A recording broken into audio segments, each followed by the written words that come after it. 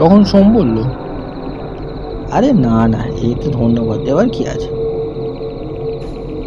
লোকটি এবার তার দিকে কিছুটা এগিয়ে এলো। সোম তখনও লোকটার মুখ ঠিক করে দেখতে পাচ্ছে না, শুধু দেহের গঠন বলে দিচ্ছে লোকটি বেশ সুপুরুষ, আর তার শরীরেও শক্তির কোনো অভাব নেই।